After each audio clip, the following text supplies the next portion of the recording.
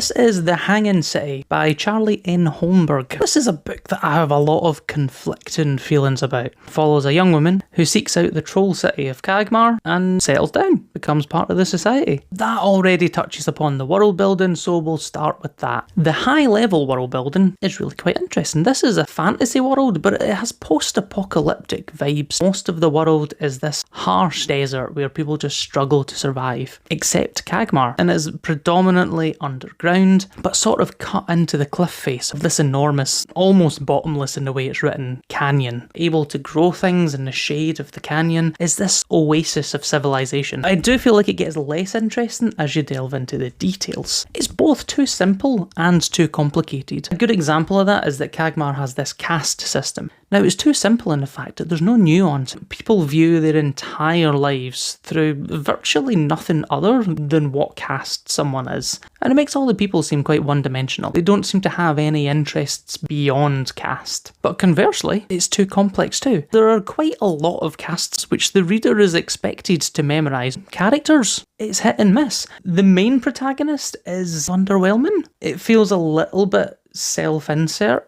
in the way that she doesn't really have any character flaws. That being said, some of the other characters are quite interesting. The love interest of the book is, I think, the best written character. There's also a villain who is relatively three-dimensional and genuinely quite terrifying. The mention of a love interest brings us to that aspect of the plot. This is fantasy, but it is also in large part romance. And you'll be unsurprised to know that I have mixed feelings on this as well. My first impressions of the romance plot was that it was a bit icky. The protagonist is a human, her love interest is a troll. I think this was intended as a metaphor either for race or just generally taboo relationships, but it couldn't help but come across with a sort of bestiality feel about it. However, I will say once you get past that, I think the romance element of the book is the best thing about it. The chemistry between the two characters, you really do feel it. Most romance, that I've read anyway, which admittedly isn't a lot, they have the male love interest as always being this hyper-masculine, walking red flag. Now don't get me wrong, the troll love interest has some of that in the sense that he's just huge and muscular, because